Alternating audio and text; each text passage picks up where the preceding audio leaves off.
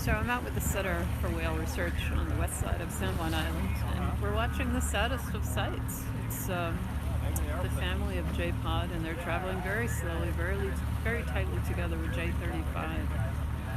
This is the mother who lost her calf after only 1/2 hour of life, and she's been carrying it steadily since last Tuesday. This is Sunday afternoon at about 3:30.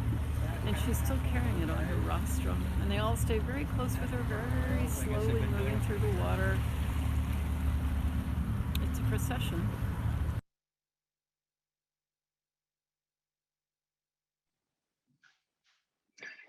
Good evening, everybody. Hello, I'm Stesha Brandon, the Literature and Humanities Program Manager at the Seattle Public Library.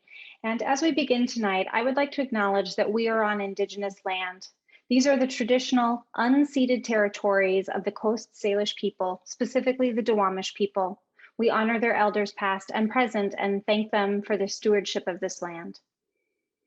Welcome to the launch party for Orca, Shared Waters, Shared Home, presented in partnership with Braided River and Mountaineers Books, the Seattle Times, and Elliott Bay Book Company.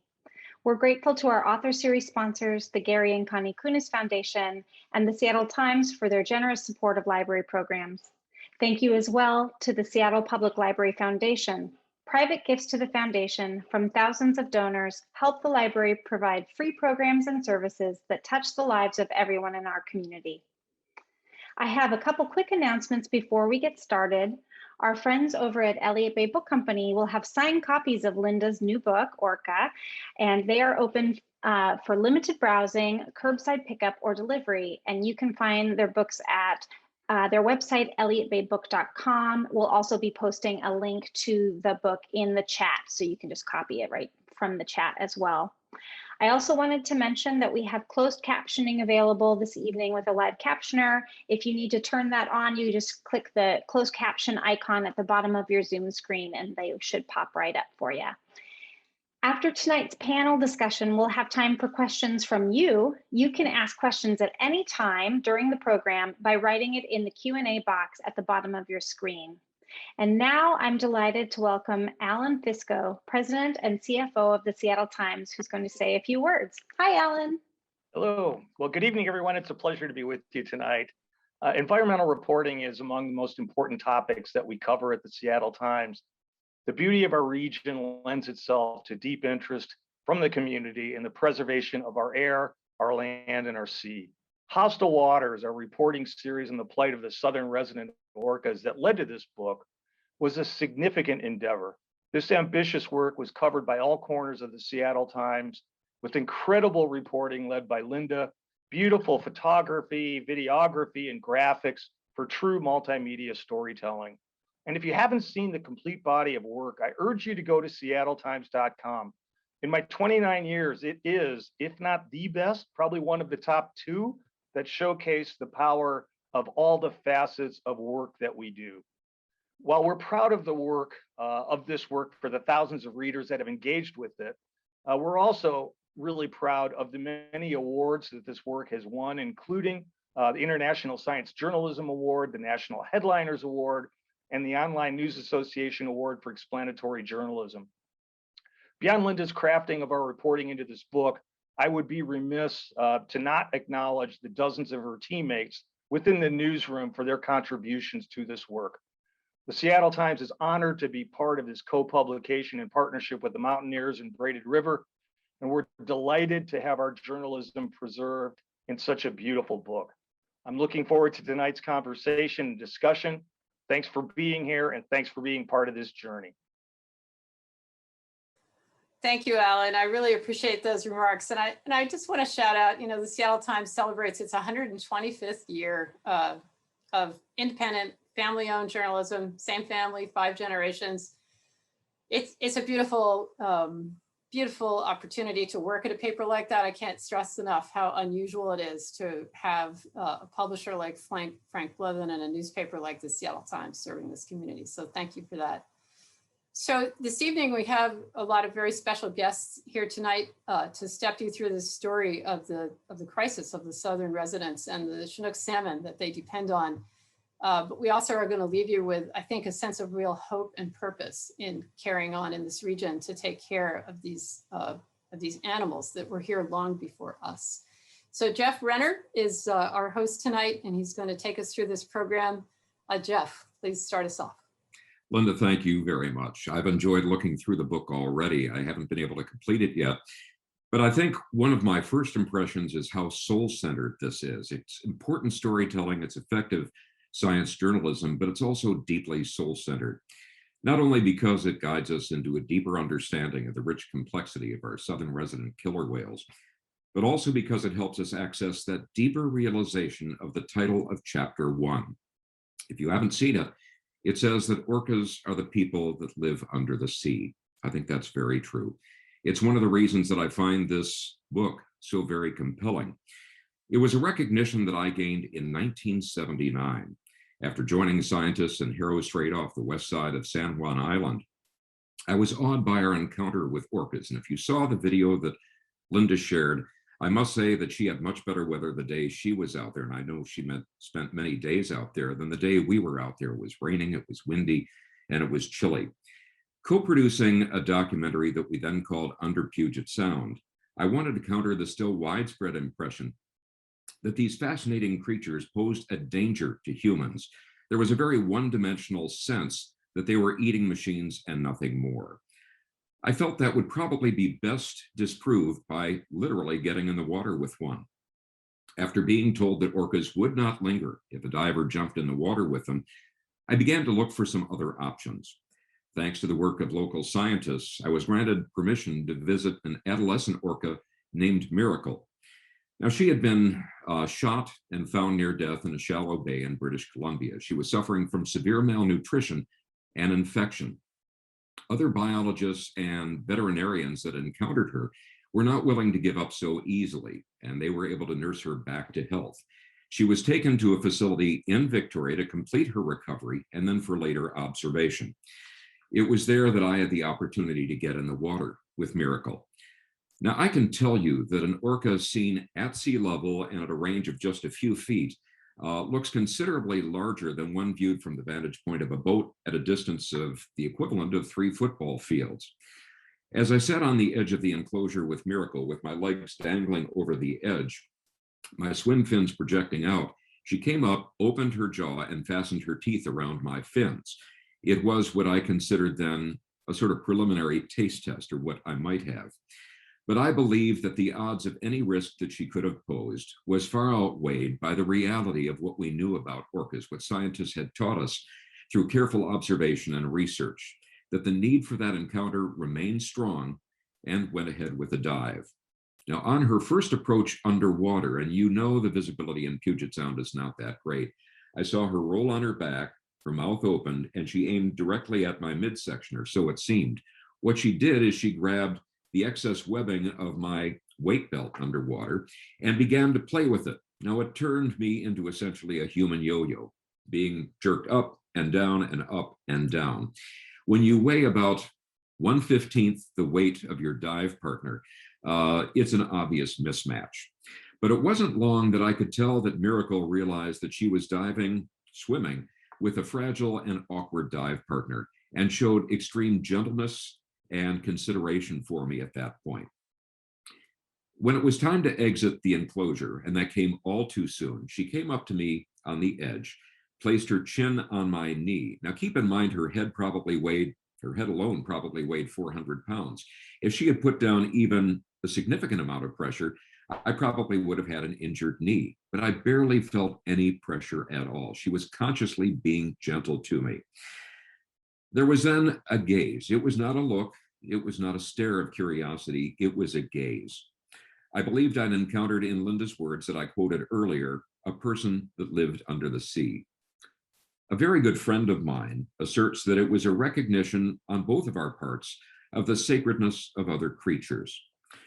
As I mentioned earlier, it was the intervention of biologists and veterinarians that made it possible for Miracle to survive, for us to have that encounter, to capture it on video, and to change some hearts and minds back in 1979, a very long time ago.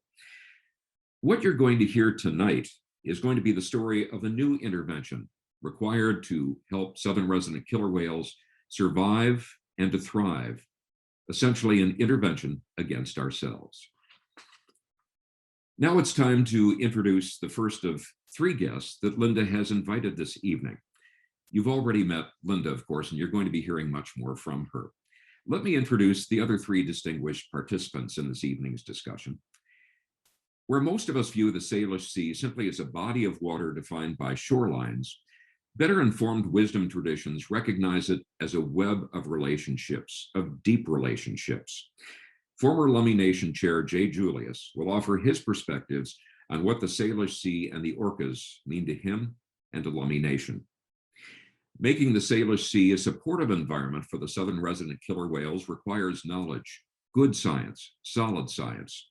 Our next guest is one of the world's leading experts on this particular population of orcas, and one who has developed insightful, if somewhat unique methods of diagnosing their condition. I promise you'll hear more about that.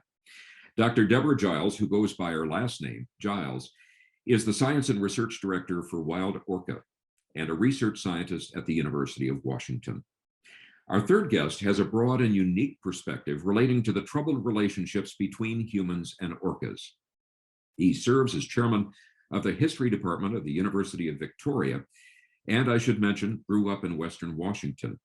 Dr. Jason Colby wrote an excellent book on orcas. It occupies a place of honor on my bookshelf. He possesses both a personal connection to the southern resident killer whales, as well as insights to the sources of their current plight and what is needed to correct that plight. So at this point, I would invite all of our panelists to join us on video. And I would begin by addressing Jay Julius. Jay, I understand that your relationship with the Salish Sea extends back generations, and that when your Lummi ancestors arrived here, that orcas were here to greet them. How does that inform your sense of place and your sense of relationship, both with the Salish Sea and with orcas? Jeff, thank you. And Linda, thank you for the invite. For many reasons. And first, I want to state, I think it's important that the question you ask is the late Bill James, our hereditary chief, who passed exactly 1 year ago today on June 1st. I feel, Linda knew him very well and was great friends with he and his mother. He always, ever since I could remember, referred to the southern residents as the people under the sea and as a kin. And he tried his best in English words to create empathy around that and just that, why we lived as one and why they were so important to our people, to the Lummi people and to the natives of this territory who had been here since time immemorial. And I just want to recognize him and right now in Linda's friendship and inspiration around what we're doing here today, this book, the time she spent, and he was a great fighter and protector of the southern residents, and I know a great dear friend to Linda. So through the chief and many others, I myself grew up. I think at the age of 2, I was introduced to the southern residents, being a fisherman, fishing on the west side of San Juan with my father, going up to Stewart Island, following the salmon just as the orcas do, up to Point Roberts to the Canadian border. We learned to fish from the orcas. They were our teachers. They were here long before us. And because of that, and because we have fished side by side, if you read a little bit of history on our people, we spent a lot of our time on the water. We spent a lot of time fishing, as the orcas did. There were much more salmon pre-contact before the newcomers arrived. And that's really for me when it started. But as I've shared before, my great-grandfather and great-grandmother, 1892 and 1888, they were born, and they both died when I was 5 and 6 years old. So I got to spend some time with them, but to put it into perspective, that for me really puts it into perspective that My great-grandparents were raised by pre-contact individuals. And for us to try to put into terms the importance of the Southern residents and the fact that they were here long before us and they belong more so than us, it's a bit of a challenge. It's a bit of a challenge to share with the world that the world underwater in the Salish Sea being alive and everything within is alive. It's tough to put into words when we live in a pollution-based economy world today, and how the time frames have collapsed so quickly to get us to where we are in 165 short years is pretty amazing for us to have witnessed where we are today in just 6 generations and the changes that have taken place. But what was instilled in the beliefs that we have is we are one with. Nature is not something separate from us. Nature is not something we go and experience on the weekend on our time off. Something was broken somewhere along the line and a divorce took place, a separation from in this new relationship that we have in the United States with the newcomers.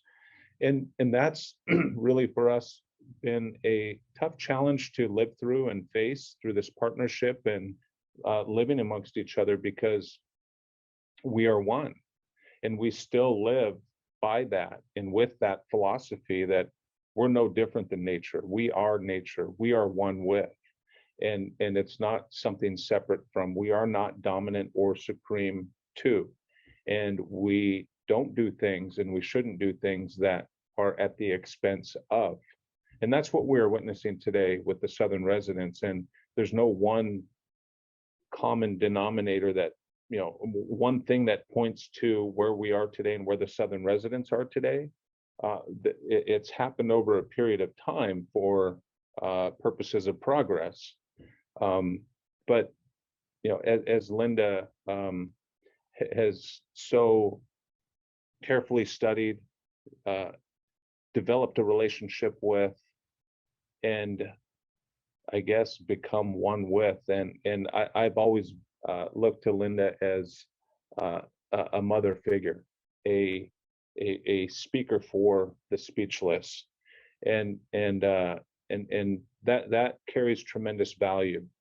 She's always been a mother voice and says things and tells the stories of what's not too popular, but she's been a great mother voice. And in her book, she speaks to this. She tells the story for those who can't speak. And we only have one mother, all of us, not Lummy, but Jeff, Linda, Giles, Jason, everybody here. And our ultimate mother, our ultimate giver of life, we share with the orcas, with the Southern residents, with the Salish Sea, with every river that is alive, that has a spirit. Those are all, we have one mother. And Linda speaks so well to that and brings that to a reality, the love for a child from a mother, and witnessing that story and that reality that we had to witness of the mother carrying her child, telling the story. Linda was able to capture that and be that voice for her and create empathy and keep that story going, that they need help and we all need help.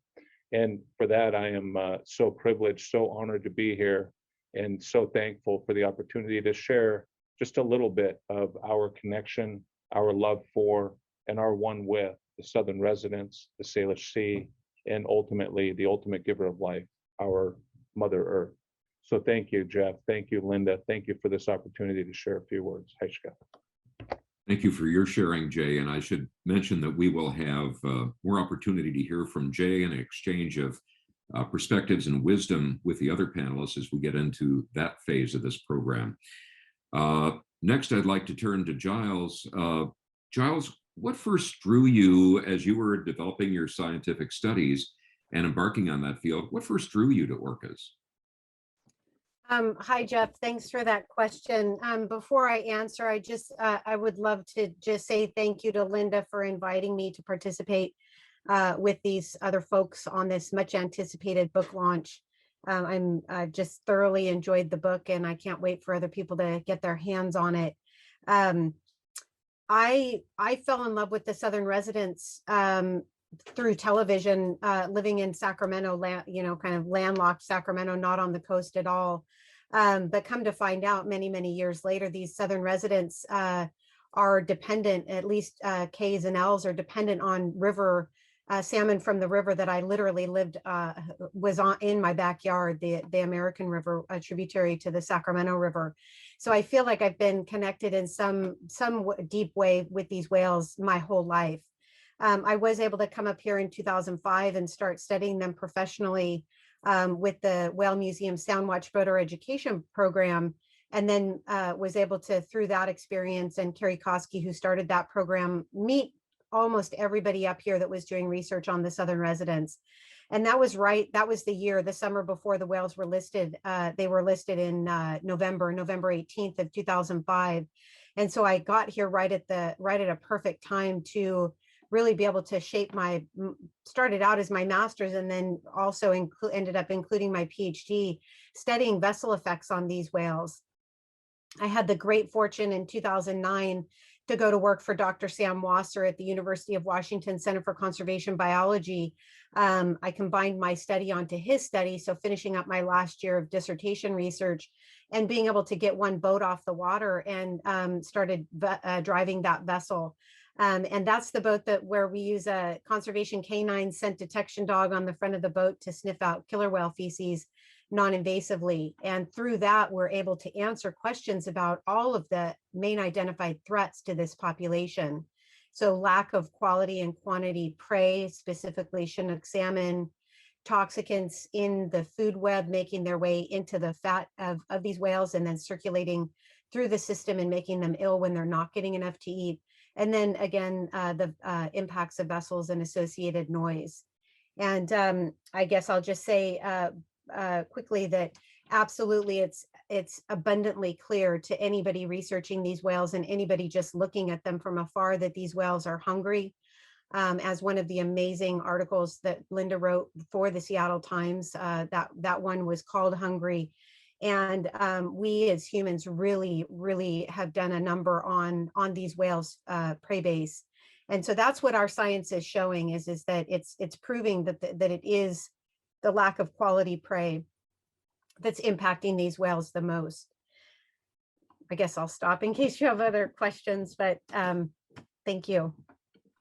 Thank you, Giles. I guess one question that I might add at this point is, how does the scientific perspective, what you're doing in research, complement some of the perspectives of the native peoples that are in this area that we've heard? How does that assist you in developing approaches to the challenge that you're facing, the challenge of the orcas? Well, I really look to the tribes as the original voice of these whales. These whales were, I think of them as the original harvesters of Pacific salmon. They have evolved over hundreds of thousands of years to eat Pacific salmon. And right there shortly after were the tribes that also relied on those salmon for their sustenance and their protein, but also for their spiritual needs, their ceremony, things like that. So I see the tribes as being interwoven with the lives of these whales, and so many things that we're learning about through not only the fecal samples from the Southern Residents, but other research that's being done by other communities is that the Coast Salish people are suffering in many, if not all of the same ways that the whales are. The families are, there's just in very simplistic terms, there's not enough food to keep the community together. There's not enough sustenance, and the Coast Salish people are rallying. They've never stopped rallying, but we non-tribal people are finally hearing their voice. And so I absolutely look to the tribes in this community and beyond to help guide us back into a more balanced and healthy way of of being on this planet. Because if, you know, the way I look at it is if we can recover these whales, it means that we're doing something really amazing and fantastic for the ecosystems and the humans that rely on those fish as well. When you first started doing your research, recovering fecal samples and analyzing that, were you shocked by what you found? Yeah, so again, I do want to give a shout out to the PI on that project, Dr. Sam Wasser, and all of the people that work with us on that program. Yeah, I think it was shocking. The most, you know, it was shocking. The original studies were shocking in that it definitively showed that the whales were nutritionally deprived. They were not getting enough to eat. And when they're not getting enough to eat, the effect of vessels was evident in their stress hormone levels. The next papers that was Dr. Catherine Ayers, Sam's first grad student. Her paper came out in 2012. The next papers that came out was Sam's second grad student, Dr. Jessica Lundeen, and she was looking at toxicants and PCB levels. And same thing are being shown in humans. PCB levels are incredibly dangerously high. And then I think the most shocking, but not shocking paper was Dr. Wasser was the lead author on that. And that's the one showing that the 69% of females that are getting pregnant are miscarrying, or the calves are dying right after being born, much like J35's calves. So these are calves that we know the females are pregnant. We know that in many cases they're heavily pregnant, very, very pregnant, late term pregnancy, but the calf is never seen alive. You know, we did get to see J35's calf, and then, you know, she made sure that the world saw that calf. And a lot of that is I directly attribute to Linda and Steve Ringman and the other folks on that team in the Seattle Times coverage of that. She made sure that humans saw what was happening. So that paper was both shocking and not shocking. I think that the thing that did is it came out in 2017, and it dovetailed perfectly in time with what happened to J35's calf. These females that were miscarrying or whose babies were dying right away after birth were nutritionally stressed. So these females had high stress levels, low nutrition levels, and loss of pregnancy. And it really doesn't get more clear than that. These whales are hungry, and without enough food, the body's natural reaction is to abort a fetus. And we're seeing some similarities in the Coast Salish people with low pregnancy, high pregnancy failure rate, reproductive issues, many of the same things. And it's shocking in its simplicity, I guess I would say. We know what the problem is, and actually we know how to fix it. It's just a matter of changing the political will to do something about it. And so that's really what my group Wild Orca does, is translate the science and put it into the hands of the public and policymakers to make sure that people are empowered with the most available knowledge to be able to go to the policymakers and demand a change. Giles, thank you very much. And we're going to turn back to you to hear more details on that. I'd like to turn to Jason Colby, Professor Jason Colby from University of Victoria. Jason, good to see you again. It's been a while since we've had a chance to work together on a project. I might ask you this, before you embarked on your study of history and work as a historian, you had personal and family connections to orcas. Could you elaborate on that and share with us a little bit about that history? Absolutely. Let me just start off by saying I'm really honored to be joining everyone and to be on this panel, and great to see you again, Jeff, and really exciting to see so many people joining us. Just wanted to emphasize that although I'm in another country, I'm actually very much in a shared space with the rest of you on the other side of the Salish Sea. And I'll sort of come back to that idea of Salish Sea being artificially divided by a political boundary. But I wanted to emphasize that for those of you that want to, and I assume you all will, once you can actually come to Canada again, there is a spectacular exhibit at the Royal BC Museum in Victoria called Orcas, Our Shared Future. And I think that word shared has come up quite a bit, including in Linda's subtitle. So I hope everyone can come up to that.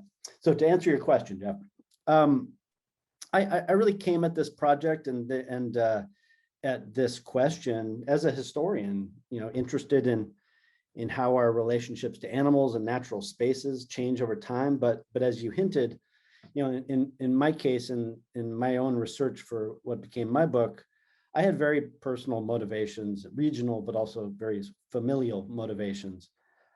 In the 1970s, my father helped capture orcas on both sides of the border, actually, for captivity. And during my childhood, growing up mostly on Bainbridge Island, I watched him wrestle with that, the meaning of that and the guilt of that as it grew, especially as the southern resident orcas became increasingly iconic in what we would eventually start calling the Salish Sea. And I want to emphasize that, that iconic status is often assumed today, Orcinus orca. This has already come up in the chat a little bit, the Orcinus orca, that originally meant, translated roughly in Latin as demon from the netherworld. And now that has come to mean sort of more in the sort of returning to what Jay was talking about, a shared people under the sea that share our space and deserve to make their living here too. And they've become increasingly woven into the fabric of our identity. I would argue our transnational identity as residents of the Salish Sea, tourist industry, consumer culture, for better or for worse, but also our environmental values. And I want to emphasize, this is certainly related to Giles' talk, that the southern resident killer whales remain to this day the most studied cetaceans in human history, the most intensively studied. But I also want to emphasize that they are the most influential in our politics, in our environmental history of any cetaceans. And they've had a profound impact that I can't really go into, but a profoundly transformative impact on us, and they're on their way to extinction. And so it's worth asking the question, what would the Salish Sea and the Pacific Northwest more broadly be without them? What would we lose if they were not here? And I would argue that in the past 5 years, certainly no one has been more important in helping Northwesterners grapple with that question than Linda Mapes. At a time when print journalism has been scaled back and cut and devastated, she and the Seattle Times have continued to produce what I have repeatedly regarded as and called the best environmental journalism in North America. It's absolutely been spectacular. And I really want to emphasize that we should never underestimate how important and influential that can be. Linda actually has a very important predecessor that maybe she doesn't know about. In the mid-1960s, a young reporter, one of the only women in the news employed by the Cleveland Press at the time, was named Betty Clarick. And she was assigned to start reporting on pollution in Lake Erie. And it was thought about as sort of a throwaway assignment for her. But she took it on. She dug deep and produced some of the best journalism, best environmental journalism of the 20th century, I would argue. Over decades, she really, in many ways, pioneered the field of environmental journalism.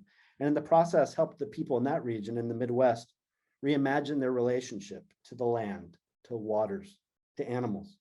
She really laid the groundwork for an environmental awakening in that area, certainly, that came right after the first Earth Day. Well, since coming here more than 20 years ago, Linda has played a similar role, I would argue, in the Pacific Northwest. In her reporting and now in this book, with the support of the Seattle Times, and I can't emphasize how much that has mattered, them putting resources behind this, she has consistently explored the scientific, but also the historical and the cultural aspects of our relations with our environment, and particularly our marine environment. I love what Jay said. That hadn't occurred to me before, but she is a mother voice for this place, an advocate for the voiceless. And for me, reading this book was immensely fun, just personally, because I had lots of contact with Linda during this time that she was, researching, and I was talking to her lots about so many of these articles, but I didn't get to see a lot of the behind the scenes material, a lot of the close encounters and the discussions that she had. I mean, these weren't able to sort of pop up in the news articles that much. And so I found this riveting reading for that, among other things. And I really want to emphasize that the past few years of knowing Linda and consulting her about the region's environmental history and culture have been some of my favorite professional moments. And I want to say that I consider her, even though she didn't come from here originally, a dyed-in-the-wool Northwesterner. And I say this as I'm a fourth generation Northwest fisherman, and my family is probably more implicated in these crises even that I've led on. I mentioned my father, capturing orcas, but my grandfather helped build the Grand Coulee Dam, which has helped disrupt Chinook salmon runs. And another great grandfather, and on that line, fished Chinook salmon out of Astoria. And so there's a lot of sort of family implications, I would say, here. Linda didn't come from here, like I said, but I consider her not just a Northwesterner, but a regional treasure who has helped us reflect critically on our history, on our actions, particularly with regard to the southern resident orcas. And I would call that relationship, and I hope Jay sees this as in the spirit of what he was discussing in terms of shared space and relationships. I would call the relationship that the people of this region have with the southern resident orcas as hinging on a moral obligation. And I'll explain what I mean by that very briefly. But I want to point out that in the late 1990s, when Linda came here, the southern residents were actually enjoying a recovery from a low of perhaps 67 or 68 individuals in the mid-1970s. They recovered to nearly 100 by the late 1990s. But in the past 2 decades, even though captures stopped, had stopped in the mid-1970s, in the last 2 decades, as the human population of the Salish Sea spiked, the number of southern residents has dwindled. Now they sit at 74, and the Chinook salmon on which they rely are vanishing. And even as they vanish, we have continued to deplete the ecosystem upon which they and the whole web of life depends. And I want to emphasize here what I started with, the shared waters of the Salish Sea. I cannot emphasize enough how much certainly the indigenous peoples historically, but even the settler people and the many generations that came after them, but also the local marine ecosystem has suffered from what I would call the violence of the international border, meaning that not only were indigenous peoples separated from relationships and from kin as the US and Canadian border became tightened and then policed. I'm not talking about during COVID, I'm talking about as a result of colonialism, but it's also split the management of fisheries. It split the management and the research of species such as orcas, to the point where it's difficult for scientists to, even in the international language of science, to cooperate and coordinate, share knowledge. But it's also very difficult to manage fisheries that are inherently transnational when you have shared government with the tribes and the states in Washington, but total control by the feds in Canada. And so these were what I would call not just the challenges, but sort of the implications of the colonial violence of the border and the fact that orcas live with this in ways that we, I think, forget. And I'll just give you a couple examples of this to close.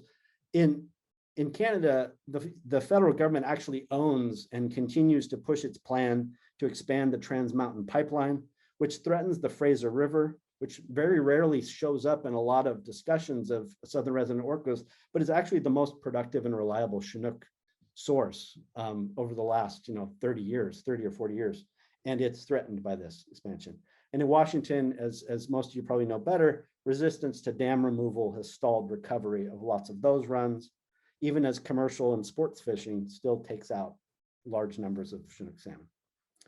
So I guess connecting a bit to Giles' discussion here, as we continue to starve, poison, and deafen them, we need to ask ourselves on both sides of the border, what do we owe them? This is a population that, and I can't go into great depth on this, so you just have to take my word for this as a historian. This is a population that helped make us better people, not just in the region, but around the world. Helped us rethink our priorities in the process of our changing encounters with them. And they paid, and they continue to pay, an extraordinarily high and inexcusable price for our slow education. So that's what I mean by a moral obligation, a moral debt that we have to the Southern resident orcas. And we need to recognize and act on that. And I want to emphasize a message of hope here. Nature can heal. It needs time and space, but it can heal. Don't lose hope. We can do this and we can do it together, but it takes a political will to bring about political change and ecological change. Thank you. Jason, thank you very much. And I think we've fertile ground for much further discussion and interchange of ideas, both among our panelists, but also among those of you that are out there that have logged in, and we thank you very much. I'm seeing that we have some 300, in excess of 300 people, and on a sunny, unseasonably warm day on this first day of June, that's a remarkable testimony to the interest and the dedication on this issue. So the next period is going to offer a blend of both discussion among our panelists, but also if you have a question, please submit it in the question and answer queue. And if you look at the bottom of your screen, you should see that just to the right of raise your hand and put your questions in there. Obviously, we can't answer all of them. We wish we could, but we'll certainly pull out those that are fitting in with the lines of discussion or seem to suggest particularly some particular fertile areas of discussion as well. So now I turn to our panelists, and Linda, I think you're going to rejoin us for this part. What points have you heard that suggest a follow-up from you in these preliminary discussions? And whoever would like to go first. Well, I know I would like to, first of all, thank the panelists for their in-depth remarks. It's just been very moving for me to listen to your expertise. And I can't express enough my gratitude to each of you for being with us tonight, and to you, Jeff. I want to pick up on the point that Jason made about don't lose hope. This is so far from over. It's so not over. I mean, let's think about this. This is no crybaby species. I mean, this is the top predator in every single ocean.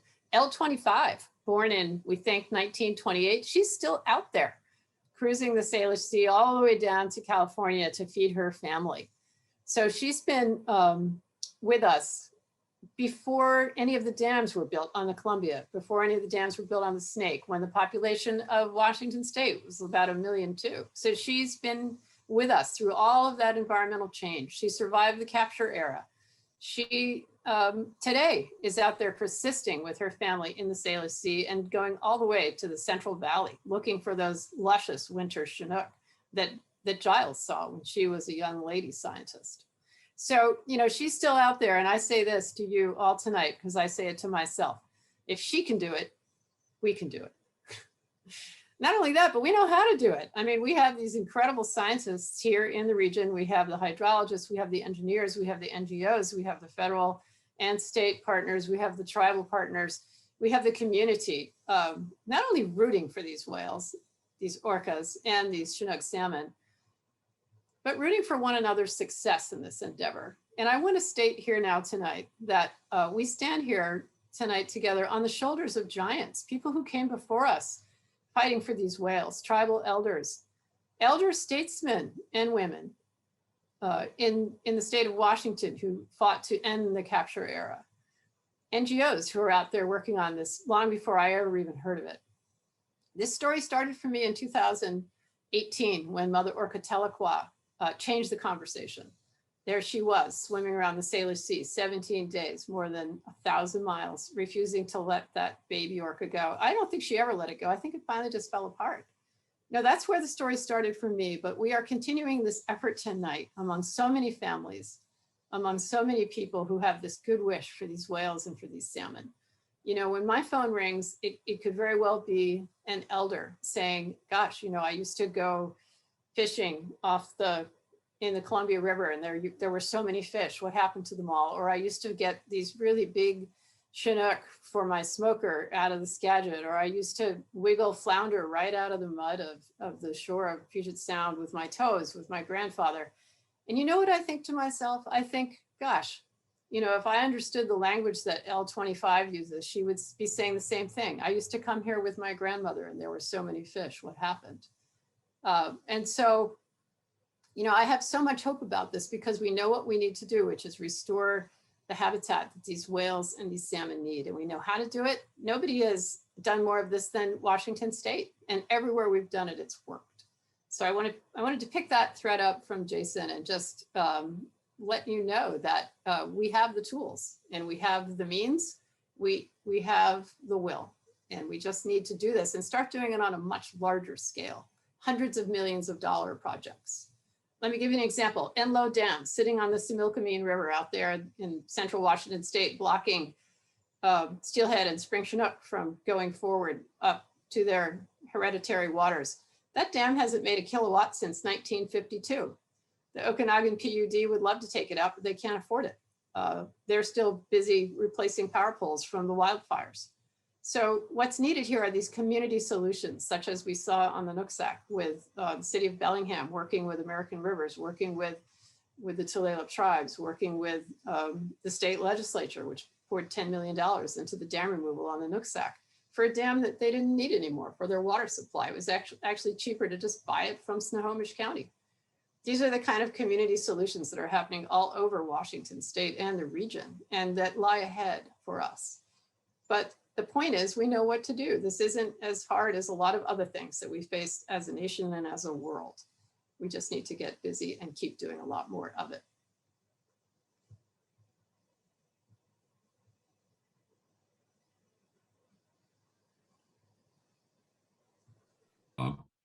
I might introduce a question at this time from one of our participants that's attending, and it's from Jack, who says, as intelligent apex predators, you expect the resident pods to shift to other prey such as mammals like the transients as Chinook decline. Is that practical? Can I jump in really quick on that? Please do.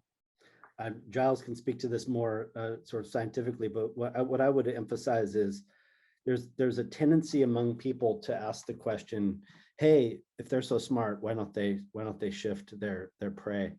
And my quick answer to this is, for the thousands of years at least since the ice sheets receded from the West Coast, the feeding strategy that defines the feeding species, the target species that defines southern resident culture, the Chinook salmon, was the smartest strategy they could have had.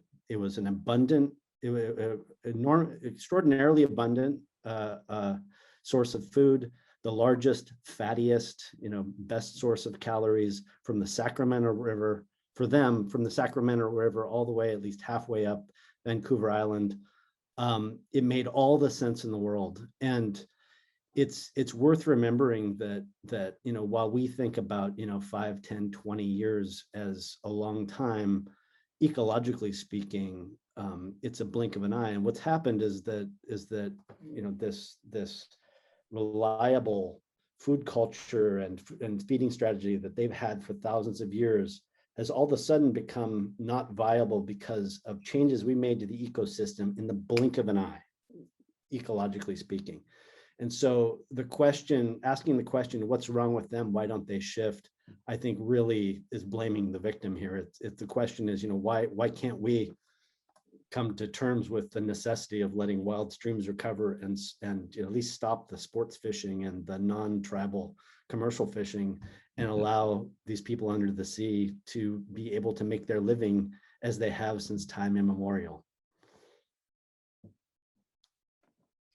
I don't think I could add some, further statistics sort of thing to back that up, but I think what Jason said is exactly spot on. I think perhaps paired with that question is another one that came in from a participant named Mary, who says, are the transient orcas that ply our waters also starving and endangered? I can take that one and quickly just dovetail one quick thing to with what Jason said. The mammal-eating killer whales, that study these animals are starting to really move away from these terms transient and resident, because really the residents are more transient than the transients. If Mike Bigg were alive and Ken Balcom were just starting the studies now that they started in the mid 70s. They definitely would have thought that the transients were the resident populations here. One thing to note that goes to what Jason was saying is that the mammal-eating killer whales, also now called Biggs killer whales more and more, in a tip of the hat to Mike Bigg, that population of animals that occur in our waters here have not bred with any other killer whale populations for 700,000 years. We know that through mitochondrial DNA. That's almost 3.5 times longer than what we originally thought. These are whales that could breed with the fish eaters here, or even the shark eaters in the offshore waters of Washington and the rest of the Pacific Pacific Ocean, but they just don't. So it really comes down to this cultural identity of who the individual whales are. In a nutshell, they eat what mom tells them to eat. And as much as I'd very much like for one of the southern residents to just take a dang bite out of one of the harbor porpoise or Dall's porpoise that they not infrequently catch and kill, they have yet to take a bite out of them. They just kind of play with them to death. And it's truly, I do believe, because they just don't see that as food. And then just lastly, quickly, another way to think about why the fish eaters might not start eating marine mammals is because this is a way for these two different ecotypes, the fish eaters and mammal eaters, to avoid conflict. So these are both very large bodied animals that are powerful, powerful animals. And over time, through the millennia, they have speciated such that it's one of those chicken and egg. What came first, the culture of not eating, mammals or fish, or vice versa? But regardless, that disinterest for both ecotypes to not cross over to eat another prey base is likely also a way to avoid conflict, so that they just don't have to come into conflict with one another. One of the other questions that came up, and this is from Bill, and I think each one of you would have a very valuable perspective, and that is, what are the priority actions that are required or needed to restore the salmon runs that they depend upon?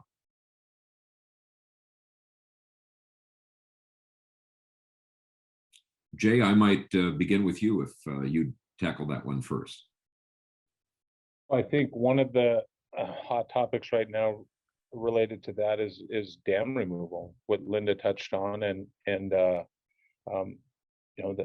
would obviously, we saw what happened with the Elwha Dam, and we've seen what happened with other dams removed, and I think dam removal I think we need political leadership who doesn't take political cover, who doesn't call for science and then veers away from science and makes it political.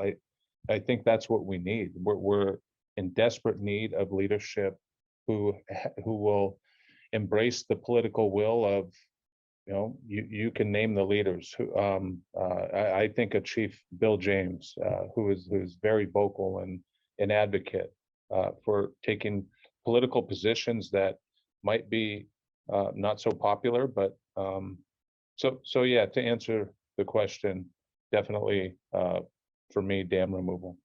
Can I just jump in real quickly with that? Please. There's been lots of discussion on both sides of the border about this. I mean, I totally agree with Jay in the medium and long-term dam removal. I think in the short term, halting on non-tribal fishing of Chinook salmon, especially including sports fishing, which is quite popular still in Puget Sound, when it's open. But I would emphasize something he said about science, I think is really interesting, and do not hear what I'm not saying. I totally support, substantial and increased funding of scientific research. I would say, though, that it's important to remember two things. First of all, good science, no matter how good it is by itself, does not force policy change.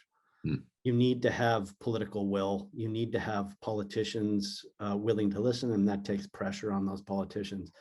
And the second thing I would say is and this has happened certainly in Canada especially, is there comes a time when we have so much certainty on the scientific side as to what's happening, and Giles has spoken to this, that calling for more scientific research before policy change is made can become a delay tactic or a delaying maneuver. And this has certainly happened in Canada around the pipeline, where the federal government has been quite willing to throw unprecedented millions toward the researching of salmon and the sort of the Chinook sources of southern resident feeding.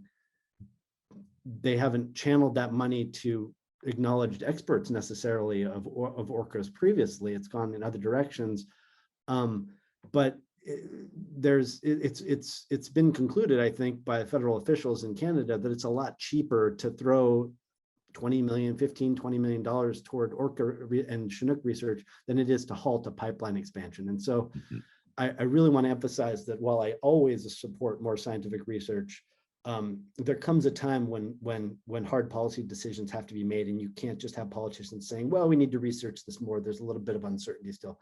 There is no cetacean population we are more certain about of why they're in danger and what they need than the southern resident orcas.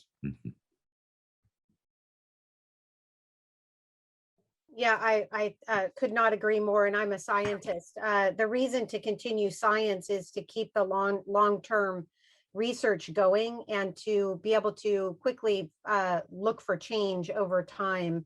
So what rivers might the whales be focusing on, now, say, more at a time when another river that they may have focused on before is depleted, things like that. But I absolutely am a vocal advocate for putting that science in the hands of policymakers. There are a number of scientists, killer whale researchers, that have really gone out there. We've got Rob Williams from Oceans Initiative, Dave Bain from Orca Conservancy, Dr. Joseph Gatos from CDOC Society, myself, and a few others that have really taken this, the need to put the science in the hands of policymakers seriously. Dr. Gatos and I went back to DC, met with congressional elected office staff, and in some cases the elected officials themselves. We've had ongoing and trying to have regular communications with our elected officials that represent Washington State here. And that is absolutely the other side of this coin. We cannot expect to recover this population of animals and the ecosystems that they rely on without holding our politicians' feet to the fire. And I don't know what on earth has happened recently with our our 3 elected officials here in Washington State that have vocally come out against Representative Simpson's plan to breach the Snake River dams. It was shocking and very disappointing. But then again, our little group of killer whale scientists, we gnashed our teeth and wrung our hands for a few days, and then we were right back at coordinating with each other to get calls going again to our elected officials' offices to start the dialogue again. So, and then I guess I don't really know how much time we have, but the other thing that I do want to touch on super quickly. And you can go to Wild Orcas Fair Fisheries campaign to learn more about our take on this, but it speaks to what Jason was saying about this international border issue with fisheries management. We absolutely have to understand that these fish know no borders, and the whales know no borders.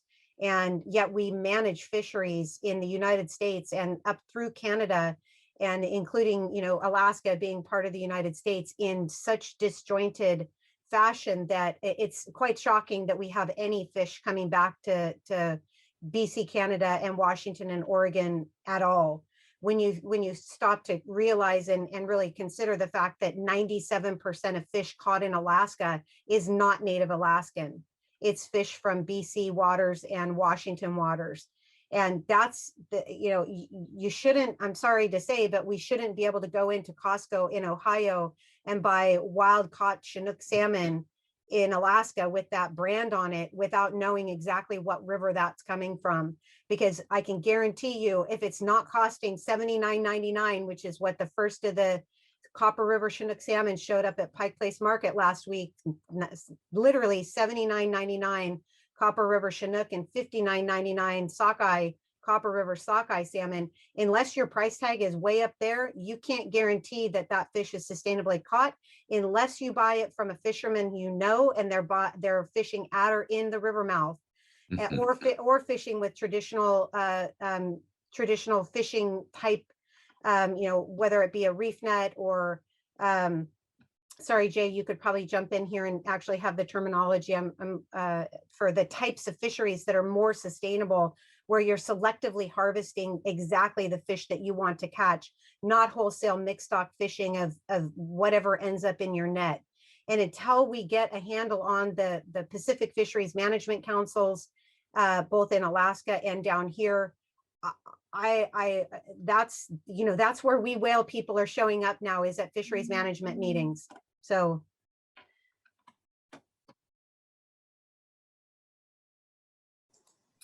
I want to add just one last thought before we move on, which is money. I mean, this shouldn't surprise anybody, right? Now, these whales, these salmon, they need a dedicated source of funding for big ticket habitat restoration. As long as these whales and salmon have to compete with the University of Washington, with public health, with all these other crucial tasks of government, they're never going to have what they need. They just won't. So, and there's only so much money in the NGO community. And, if we really want this to happen, we need to ask our public officials to happen. There has to be a dedicated fund for habitat restoration in the state of Washington going forward. There are just so many of us here now, and many more coming. So, we need to let them win. These whales, these salmon, we need to step back, make space, and we can do that, but we need to pay for it.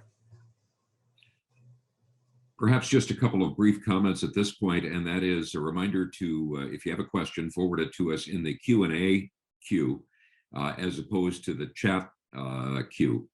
And obviously, we won't be able to get to all the questions. They're wonderful questions. I've been trying to sort through them all, but we've also been putting in contact information for each of our panelists, and you can always forward some of your questions to them as well. One from, let's see, I'm looking back up here, from Tina, who said that she read in the Seattle Times that tire dust and debris is a significant pollutant impacting Chinook salmon. Sounds very difficult to prevent. And what are your comments on that? I want to correct that just a tiny bit. It's actually coho, and coho matter too. Orcas eat coho. And they are classically the salmon of our urban tributaries. They're kind of combat salmon. This is just incredibly sad. I mean, when I reported that story, I thought, God, I just bought 4 new tires, cost me $1,000. I'd gladly throw them away and get salmon safe tires if they existed. They don't exist. So this problem is, worldwide. And this tire dust is what's causing what's called pre-spawn mortality in these coho coming back to the streams of their birth. They make it all the way back through thousands of miles of ocean, and then they die as soon as they hit their home waters because of these toxins that are bound up in the tiny, tiny particles of tire dust coming off the roads from our cars. I mean, that was just crushing. I didn't like writing that story. I really admired the scientists and what it took to figure that out. But that's what that's about. Yeah. Anyone else have perspectives on that you'd like to add?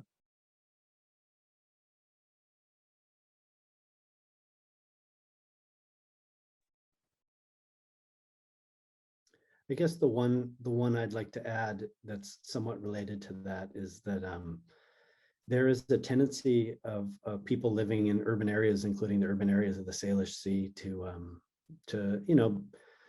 and people who are living in those areas are often, working inside and looking to the outdoors, the landscapes and the seascapes for recreation. And so there's a tendency, I think, sometimes to look down upon or be angry at, whether it's farmers who are resistant to the removal of dams or fishers still out, catching fish. And I think it's really important to remember that we're all we're all bound up together. And you know, as consumers in an urban marketplace like Seattle, for example, I mean, it has tremendous impact and has displaced not just you know, species and ecosystems on the land, but also the water. And so, just to take for an example, the Pike Place Market, you know, which you know, is a symbol of pride, and I love, you know, I always loved visiting there as a kid and love it today. But there's something almost obscene, I find, when I go there now about the sort of the just the over the top cornucopia of seafood that's displayed there. And it's important to remember, just take a walk through there sometime with this in mind, that, you know, 60 years ago, 50 years ago at Pike Place, you know, the fish that they were being sold and tossed there came from Puget Sound. Now almost all of the seafood that you see there comes from Alaska and elsewhere. And the reason for that is that the ecosystem around Seattle has been, you know, profoundly depleted and as a result of that consumption. And so I like what Giles said a lot. You know, when you walk into the QFC, you know, or your local seafood market, and you're making decisions, you know, as consumers that either support or detract from these solutions. And I don't like putting it on individual consumers to resolve this, because it really is at the political and policy level that this needs to change. But, you know, if you're walking into a seafood place, as I do, you know, right down the street in Oak Bay in Victoria, and there's locally caught Chinook salmon, it's disturbing, you know, and it's worth, you know, I don't believe in ever shaming, you know, vendors, but it's worth engaging in conversation about that, because those decisions have consequences. Related to this issue is a question from, and I will use her full name, Annie Crawley, who's an incredibly dedicated and talented underwater photographer who addresses the issue of quality in this area. She said, related to the issue of tires in the Pacific Northwest, are there still tire reefs over our region? And could you speak to that? And what impact could that be having in terms of the quality of the water?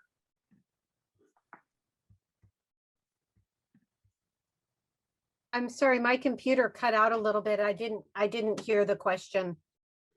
The question is, are there still tire reefs or tires that are submerged in Puget Sound, the Salish Sea? And if so, what effect? We're talking about runoff from tire particles on the roads, but what effect could some of those tire-built reefs be having on the water quality?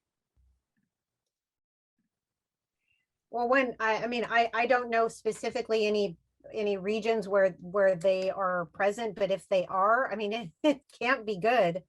That was one of those crazy things. Even as a kid, I just thought that's the most bizarre commercial I've ever seen with, can't even remember who it was. I guess I blocked it, but whoever the company was that was like, we ruin the planet, but look, we're putting tires in to create false reefs. And, you know, it was like Shell or something.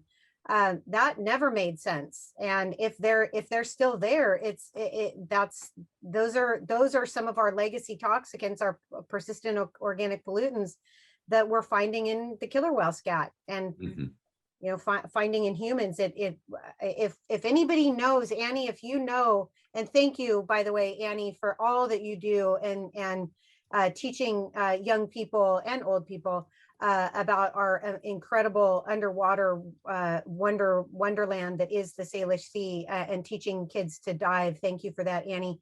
If you know, I feel like that's a fantastic campaign. If anybody wants to take that on, you know, IDing those, mapping them, creating a, you know, a GIS map, a story map, something like that. That would be something this community would very much be interested in knowing about and following up on, because that's one of those very tangible things that if you see it, we can actually do something about it. It's quite easy, that sort of thing.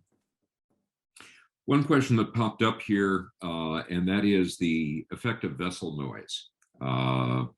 Anybody, and Giles, I know that's what you noted was some of the original research that you began.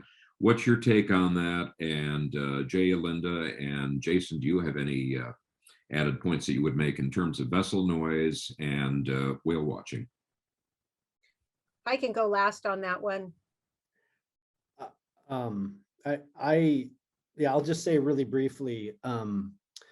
I think that it's pretty well established scientifically that every time we go into their space with motorized vessels, we're impacting the environment. Having said that, there is a difference between commercial ships, container ships, naval vessels, ferries, and whale watching vessels. And there's a bit of an optics question here in the sense that when people see whale watching vessels, certainly if they're approaching too close or hovering around, it is visually upsetting, and I totally understand that. We have an emotional reaction. It's hard to, it's a question of how to balance that with the reality that whale watching, despite, its critics, arguing that, they're profiting from whales and that they're disrupting them. And certainly they are impacting their environment. There is a benefit, which is, how do you get people who might not be from around here to become invested? I think of a friend of mine who teaches in South Carolina, PhD, super smart guy. When I told him I was writing a book about orcas, the first thing he said is, "Have you been smoking that Canadian weed? Like, why would you possibly, think that this is an important topic?" And I said, no, this is really critical to the region. And he says, "Well, why would I care about whales? I've never even seen one. Who cares?" And I would remind people, in this region who are so immersed in this story that we assume everyone does or should care passionately about whales and about orcas, that, the vast majority of people are becoming more detached from the natural world, not more connected. And so the question really, in terms of political change, is how do you get people invested? How do you get people connected? And it is hard to get, a child as invested emotionally by watching a YouTube video or a documentary. There's a reason that we are so compelled by these face-to-face encounters. So it's a hard question, I think. Mm-hmm.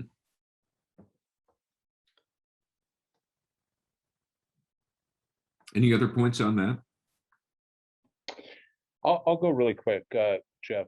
I vessel traffic, whale watching, fishing, commercial fishing, sport fishing. As I stated in my opening remarks, we can point the finger at every little thing, and people want to see the whales, they want to be on the water, they want, we're in a beautiful place. And I just want to clarify my statement earlier about the dams and, is there one thing we can do right now? And I think that's a hot topic. But really, I meant and mean, science. I'll quote an elder of mine: science is important. Science is extremely important as we move into the future. But this elder also said we're here long before science, and common sense goes a long way. And common sense and being stewards and custodians of these waters alongside the orcas, custodians of this land for thousands of years. And to put it into perspective, in 16 and a half decades since we entered into a partnership with the United States, this catastrophic disruption has taken place. We can't point the finger at one thing. We can't do that. It's so hard. So for me to target one industry, to me, that's not good. That we have to, especially teach our kids that what got us here today and the policies that got us here today. And our, let's talk about our culture. Let's talk about, what is your culture, Jeff? What is your culture, Linda? What is your culture, Deborah? If we have no culture and we have no belief that we are one with, and that the existence of the orcas, vessel traffic noise is critical. We have commercial divers here at Lummi that can come up from diving and think that there's a ship nearby, but it's 5 miles away and it's loud. So yes, definitely impactful, but I think we need balance of common sense, science, and political will, and reflect back on what got us to where we are, to understand, for Linda Mapes as guest, Daisy sitting next to her, for her future generations, we have to realize we're at a tipping point. And as we've collapsed timeframes over the last 16 and a half decades, put that into perspective, Linda mentioned 1928, one of the orcas were born and has been here and is still here. That's 9 decades of the 16 decades. And what would she say, Linda? What might she say? I think if we could have a conversation with her, she would say the invasive species arrived, and now they expect us to change our diet, to change the way we've eaten since time immemorial, to live through this pollution, to, if we could have a conversation with the rivers and the Salish Sea and everything that was here before us, in my opinion, we are the invasive species here. We have to acknowledge that. And as we move forward, we have to take that into consideration for Daisy's and my son and my daughters and our future generations, hope for the future.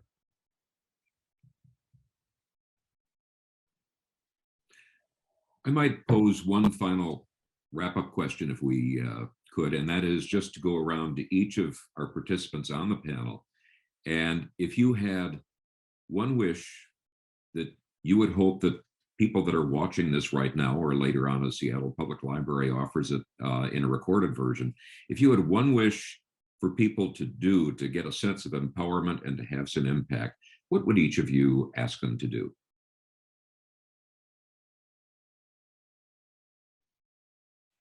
What would each of us hope would happen, or what would each of us want people to do? To recommend for them to do? I mean,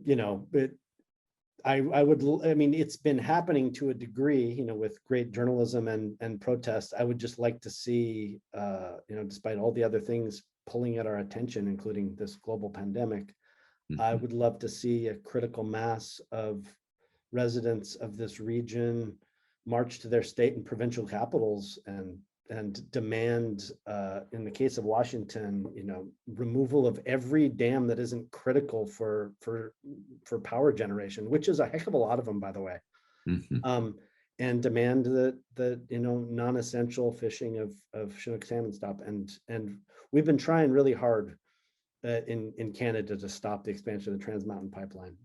When the federal government became the owner, it became particularly challenging, but also, they are susceptible to voter pressure. And so that's what I'd love to see.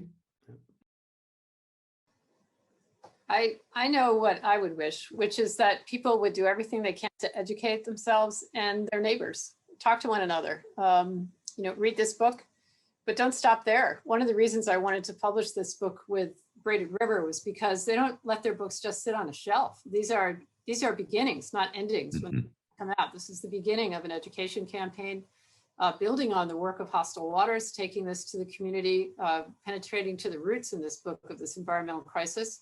Read the book, share it, talk about it.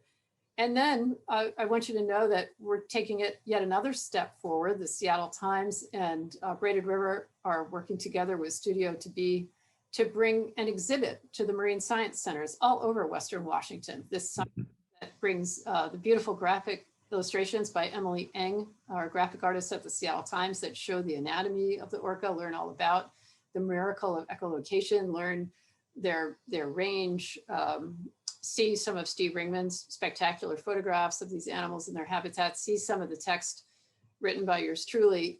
These exhibits are going to travel to marine science centers all over Washington, and I'm very proud of that fact. And this book launches on day 1 of Orca Month. There are going to be Orca events going on all month long, including an event that I'm going to be doing with Giles later in the month, an event I'm going to be doing with NOAA scientists later in the month. So it doesn't stop here tonight.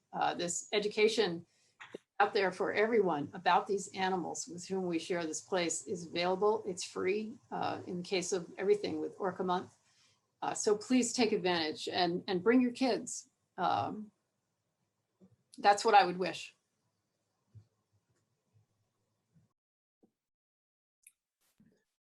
Giles and Jay, what would be your wishes? I think for, I have a lot of wishes, but if I had to just choose one, I would, number one, say what Linda said was spot on, what Jason said was spot on. The other thing would be to vote and be sure that you're voting for people that have an environmental ethic, and people that are actively putting their their policies and their actions, where their mouth is. We cannot be voting in people that don't have a regard for Mother Earth, because it's just, we really literally only have one of these planets. And the fact that we do pretty much everything we can to spoil it, it's just the craziest mindset. I just can't understand it. But so, that starts with us. It's like putting your dollars in the right spot with what you're going to purchase. Get registered to vote. Figure out who the best candidate is to be really actively making positive actions to save the planet, and vote for them, and get your family and friends to do the same. Mm-hmm. Jay? I echo all the other panelists, and Linda, well said, agree 100%. And my last would be, my hope, my wish, I would encourage everyone to invite themselves, invite especially the youth back to being one with, because when you view this as being one with, whether you're a leader, or a politician, it changes things. You look at tribal leadership across Washington State, the cases, the Culver's cases, it's not about, it's being one with. And I would hope, and my wish is an invitation back to being one with. No more separation, no more divorce from and supreme to, but one with, that changes our thought process, it changes our way of life, and in the future changes policy, especially with the youth. If we ingrain it into the children that we are one with, we are connected, that would be my wish. A couple of final observations that I'd make before turning it back over to Linda is that this book is just the beginning, and it's a wonderful beginning. Braided River, the website for the publisher, is going to be elaborating on a variety of different programs that are going to be going on. Orca, let's see, it's orca-story.org is another aspect of that. If I were to be allowed to offer a wish, and I guess since I've got a microphone, I'll just add that, I think is people paying attention to and supporting good journalism, as exemplified by Linda and by the Seattle Times. We're in a bit of a sad state of affairs right now, where people used to rely more on that kind of journalism, but are increasingly getting their news and forming their opinions based on Facebook posts and Twitter.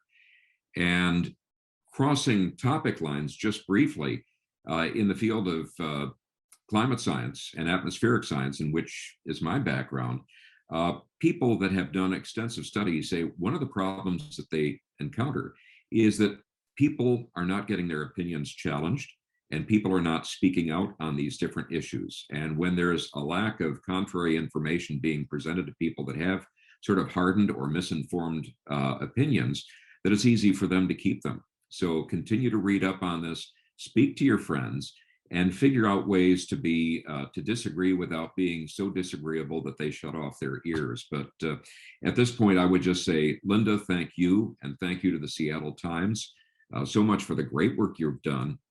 And all I can say is get a copy of the book, and we're going to turn it over to Linda right now to close out this program. Thank you so much, Linda. Gosh, thank you, Jeff, from my heart. And thank you to each of the panelists. And thank you to each of you for being with us tonight. I want to close with a message of hope, and part of that hope is Daisy Zavala, who's been sitting next to me all night tonight.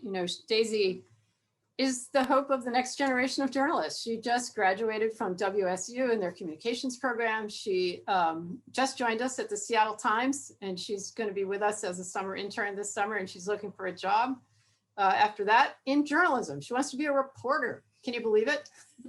I'm so proud of her.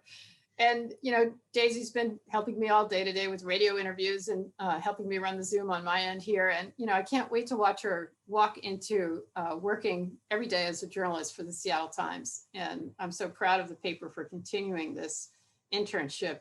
We take it very seriously at the paper. It's about growing that next generation of journalists. So thank you, Daisy, for being with me tonight. And thank you for choosing journalism as your career. I'm so incredibly proud of you.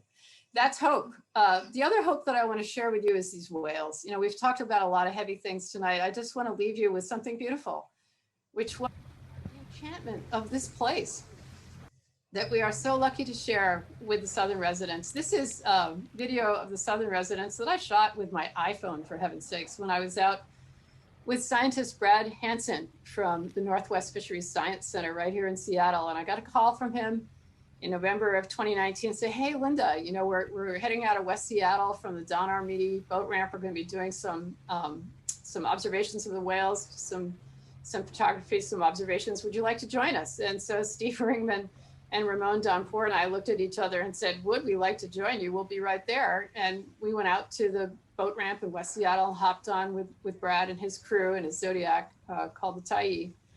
And we went out and this is what we saw. And the reason I want to share this with you, the reason it means so much to me is this is right here at home. This is right offshore of Vashon Island, right offshore of Commencement Bay, right offshore of, you know, this place that we share with these beautiful beings, you know, shared water, shared home. It's not a wish, it's a reality. And it's an enchantment. You know, I enjoyed so much watching people pouring out of their houses and coming out onto the beaches and bringing their families, and to watch the Southern residents and feel the magic one more time when they swing through. And, you know, they were headed north as the light was fading. They were headed to downtown Seattle. You know, who else in this world has downtown orcas? This is so very, very special. This is the enchantment of living in this place. Let's cherish it. Let's take care of it. Thank you for being with us tonight.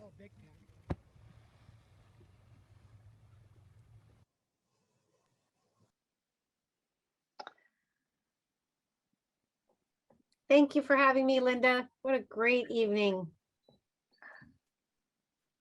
Thank you to all of our panelists, Giles, Jay, Jason. Thank you to Jeff Renner for moderating. And thank you so much, Linda. This is just a very powerful event tonight. And I think a lot of concrete action that folks can take tonight.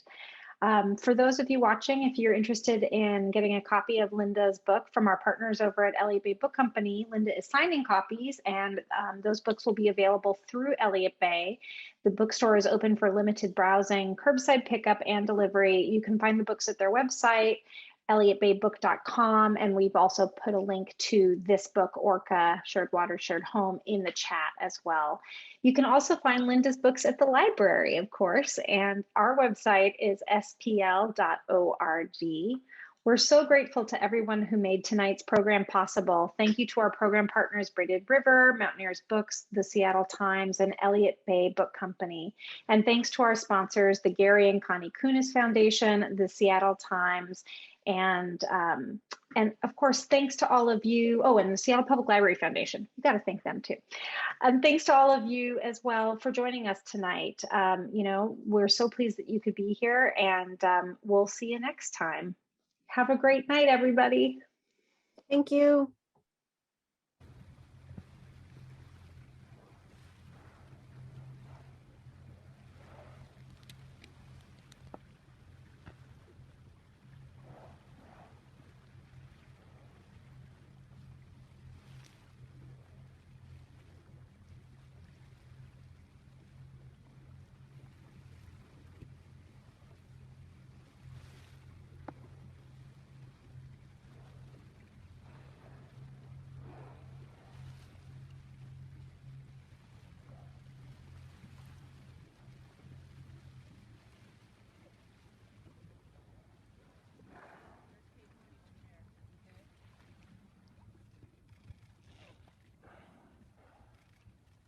Heard that.